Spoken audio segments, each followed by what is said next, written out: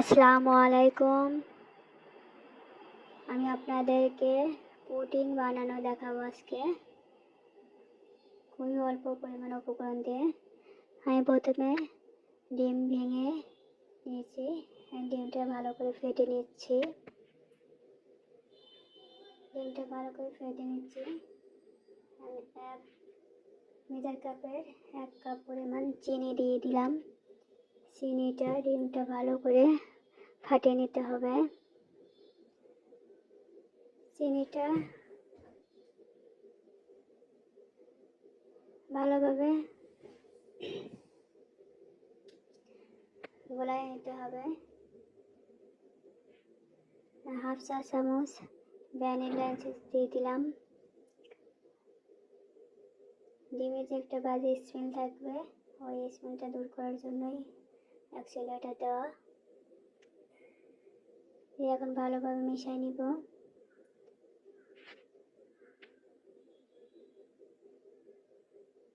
ভালোভাবে মিশিয়ে নিলাম। আগে থেকেই তরল মিল্ক জাল করে রেখেছিলাম, ওটা 1 কাপ পরিমাণ দিলাম। আপনারা একটু মিল্কটা ঘন করে নেবেন, তাহলে আপনার পুডিংটা বেশি ভালো হবে, টেস্টি হবে। 3 কাপ মিল্ক হলে 1 কাপ পরিমাণ করতে পারেন। আমি এখন ওটা 20 মিনিটের জন্য রেস্টে রেখে দিলাম। এখন আমি ক্যারামেল তৈরি করব। মেজার কাপে ছোট 1 কাপ পরিমাণ চিনি দিয়ে দিলাম। হালকা একটু পানি দিব। পানি দিয়ে ক্যারামেলটা এখন তৈরি করে নিব।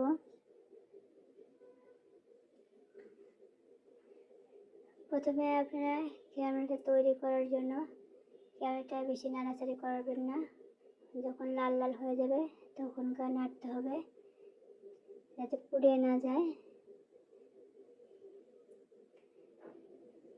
ক্যারামেলটা তৈরি প্রায় হয়ে গেছে। যে কড়াইতে আমরা পুডিংটা তৈরি করব বসাবো, সেটাতে আমি ক্যারামেলটা ঢেলে নেব।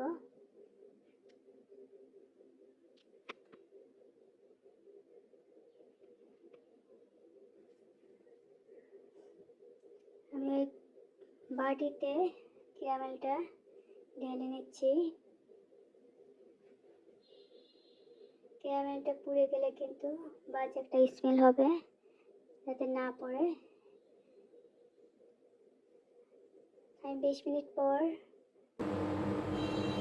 মোলটা নিয়ে আসলাম। ক্যারামেলটাকে মাটিতে ছেঁকে মিল্কটা দিয়ে দিব। আপনারা ছেঁকে দিবেন, কারণ ছেঁকে দিলে পুডিংটা বেশি ভালো হবে। কারণ এর ভিতরে দলা দলা কিছু থাকলে ওটা ছেঁকে নিলে তাহলে আর এই দলা দলা ভাবটা থাকবে না।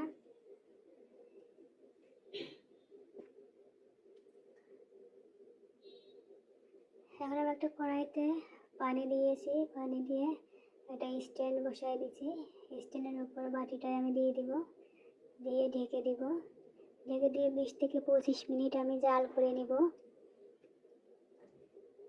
20-25 মিনিট জাল করে নিব। দেখেন গাইস, পুডিংটা অলরেডি তৈরি হয়ে গেছে। আপনি একটা চামচ বা একটা কাঠি দিয়ে দেখবেন যে পুডিংটা হয়েছে কিনা। আর পুডিংটা অলরেডি রেডি।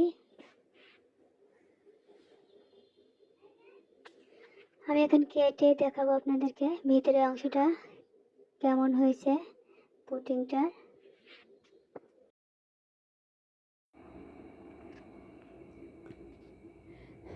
আমি পুডিংটা কেটে আপনাদেরকে দেখাবো ভিতরের অংশটা কি সুন্দর লোভনীয় হয়েছে। পুডিংটা অনেক টেস্টি, অনেক সুস্বাদু হয়েছে। আপনারা চাইলে এই রেসিপি ফলো করতে পারেন।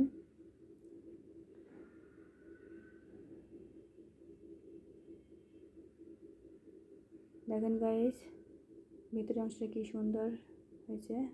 আল্লাহ হাফেজ।